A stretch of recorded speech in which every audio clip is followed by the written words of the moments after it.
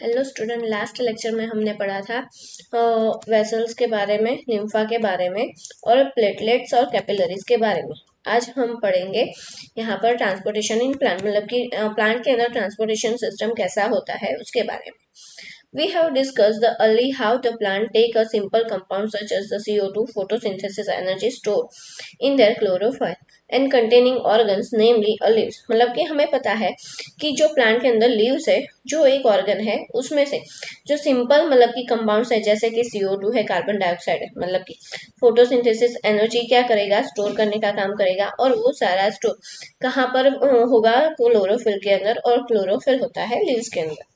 The other kind of raw material needed for the building a plant of a bodies will also have to be taken up the separately। अब सिर्फ यही नहीं है कि plant को CO2 और photosynthesis मिल गया तो चल जाएगा, बट उसे थोड़े और भी मतलब कि रॉ मटेरियल चाहिए बॉडी को बिल्ड करने के लिए, नए सेल बनाने के लिए। For the plant, the soil is the nearest and the richest source raw material like। अगर यहाँ पर प्लांट की बात करें तो सॉइल जो उसका मतलब कि रूट वहां पर होता है वो उसका नियरेस्ट पॉइंट है और रिचेस्ट सोर्स मतलब कि सबसे ज्यादा सोर्सेस मिलने वाला पॉइंट है जहां से उसको रॉ मटेरियल मिल सकते हैं। कौन कौन से? नाइट्रोजन है, फॉस्फोरस है और अदर मिनरल्स है। The absorption of the substance therefore the occur the through the part contact with the soil. मतलब कि जो एब्जॉर्प्शन यहाँ पर हो रहा है वो किससे होगा? प्लांट में सॉइल सॉइल के पार्ट्स में से, नेमली जिसे हम क्या बोलते हैं? रूट बोलते हैं। If the distance between the soil containing organ and the chlorophyll containing organ are the small। मतलब कि कई कई प्लांट में ऐसा होता है कि जो सॉइल के अंदर जो रूट है वो और जो लीव्स है वो, उन दोनों का जो डिस्टेंस है वो कम होता है। Energy and the raw material can easily refuse to all the part of the body. अब ऐसे सिचुएशन में जहाँ पर बड़े बड़े ट्री नहीं है, छोटा पौधा है, वहां पर ये जो ट्रांसपोर्टेशन का काम है वो इजीली तरीके से हो जाता है, क्योंकि रूट में से लीफ में जाना मतलब कि थोड़ा सा इजी रहता है। But if this distance become a large, मतलब कि जो बड़े बड़े प्लांट होते हैं वहां पर ये ट्रांसपोर्टेशन सिस्टम थोड़ी सी क्या हो जाती है? डिफिकल्ट हो जाती है। Changes in the plant body and the design the diffusion process. और वहां पर कौन सी हमें प्रोसेस मतलब कि यूज करनी पड़ेगी? Diffusion process will not be a sufficient, और वो भी यहाँ पर सफिशिएंट नहीं है।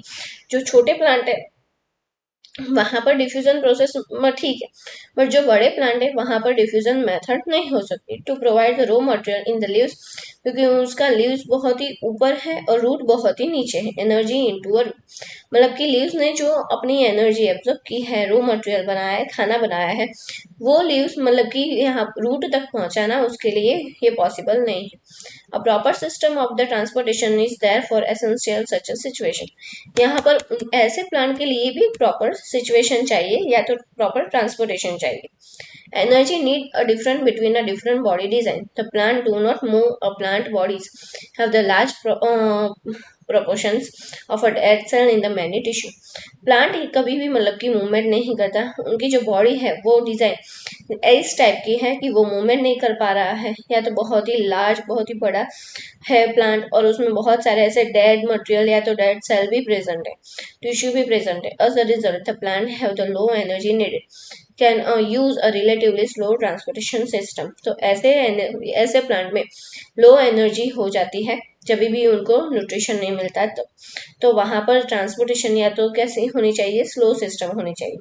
The distance over the transportation system have the operate however can be very large plants such a very of a tall tree।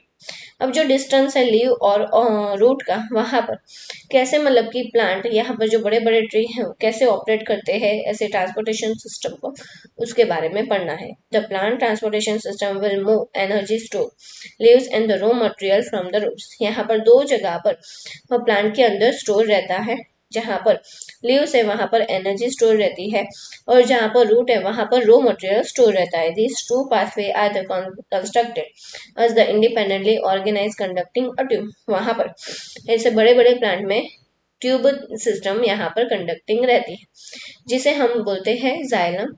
Move water and mineral, जो water और mineral को मूव करवाता है फ्रॉम द सॉइल, कहाँ से? Soil से।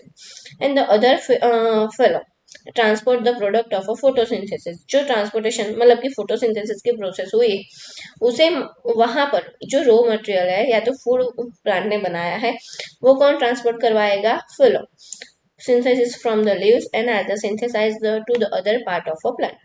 We have studied the structure of the tissue in the details class 9. हमने इससे पहले स्ट्रक्चर ऑफ टिश्यू के बारे में पढ़ा था क्लास 9 में, उसमें से सबसे पहले टॉपिक है transportation of water. In the xylem, the tissue of a vessel and tracheids of the roots, the stem leaves are the interconnected from the continuous system of a water conducting channel reaching all the part of a plant. मतलब कि यहाँ पर xylem में vessels होता है जो सभी जगह पर कनेक्ट रहते हैं. लीव्स है, रूट है, स्टेम है, सभी प्लांट के पार्ट में. At the root the cell is contact with the soil actively take up the ion. जहां पर रूट जो है वो किसके साथ कनेक्ट रहता है, सॉइल के साथ, और वहां पर सॉइल में क्या प्रेजेंट होता है, आयन जो यहाँ पर एक्टिव होते हैं. This create a difference in the concentrations of the ion between the root and the soil. यहाँ पर दोनों के बीच में concentration कैसा होगा, डिफरेंट टाइप का होगा रूट और सॉइल के बीच में. Water therefore move into the root from the soil eliminations of a difference. यहाँ पर water क्या होगा, कंटिन्यूस रूट उसे एब्जॉर्ब करता रहेगा. This means that the steady movement of the water in the root xylem and then creating a column water and the steady of a push upward. अब जो यहाँ पर रूट ने यहाँ पर पानी को एब्जॉर्ब किया है वो धीरे धीरे क्या होगा, ऊपर चला जाएगा. मतलब कि जाइलम ने हर एक ऐसा कॉलम बनाया है उसके सेल का जो कहाँ तक पॉसिबल है, लीव तक. अब उसने लीव तक ये जाइलम की जो ट्यूब है वो कन्वर्ट की है रूट से लेकर लीव तक.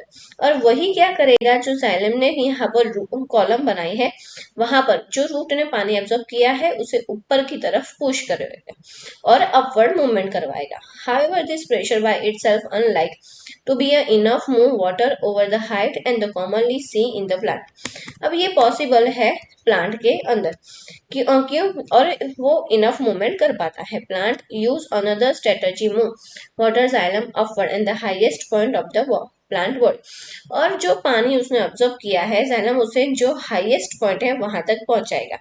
अब ये पानी पहुंचेगा कैसे, जैसे कि यहाँ पर एक एंड पर लीव्स है, उसने फोटोसिंथेसिस के हेल्प की वजह से यहाँ पर इवेपोरेशन मेथड कर दी है. मतलब कि जो पानी था उसके अंदर वो चला गया है ऊपर. तो वो जो सेल है वो क्या करेगा, उसके बाजू वाले सेल में से पानी को एब्जॉर्ब कर लेगा. और यही चैनल यहाँ पर पूरे स्टीम, लीव्स और रूट में चलती रहती है. और उसी प्रेशर की वजह से पानी कहाँ पर जाता है, ऊपर के डायरेक्शन में. Provide the plant has adequate supply of water and the water are lost through a stomata and the replaced by the water from the xylem vessel into the leaf. क्या होगा, लीफ के अंदर जो stomata है उसकी help से पानी कहाँ पर जाएगा, इवेपोरेशन से ऊपर चला जाएगा. और जहां पर उस सेल में पानी मतलब कि नहीं है या तो खत्म हो गया है, तो जो पानी सेल के अंदर खत्म हो गया है वो सेल क्या करेगा कि उसके नीचे वाला जो सेल है उससे पानी एब्जॉर्ब कर लेगा, मतलब कि खींच लेगा. और वही चैनल क्या होगी, पूरे सिस्टम में चलेगी, मतलब कि पूरे ट्री में चलेगी. और ऐसी ही सिस्टम की वजह से जाइलम ने जो पूरा कॉलम बनाया है वो चलेगा. Evaporation water molecules from the cell leaf create a suction which pulls a water of a xylem cell of a root. The loss of a water in the from the vapor from the aerial part of the plant and the known of a transpiration. और उसी method को हम क्या बोलेंगे, transpiration. Thus, the transpiration help the absorptions and the upward movement water and the mineral dissolve in it and the root of a leaves. Transpiration की help से यहाँ पर क्या होगा, वाटर का एब्जॉर्प्शन होगा और वो कौन सी डायरेक्शन में जाएगा, ऊपर की डायरेक्शन में. हाँ, बट ट्रांसपिरेशन मेथड में हम या तो ट्रांसपिरेशन प्रोसेस में हम वाटर और मिनरल का ही हम ट्रांसपिरेशन करवा सकते हैं या तो मूवमेंट करवा सकते हैं.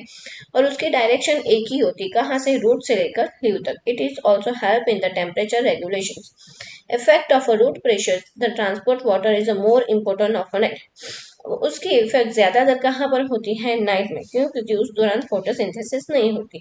During the day the stomata open, क्योंकि डे में स्टोमाटा कैसा होता है, ओपन होता है. Transpiration pull become a major divide in the movement of a water in the side.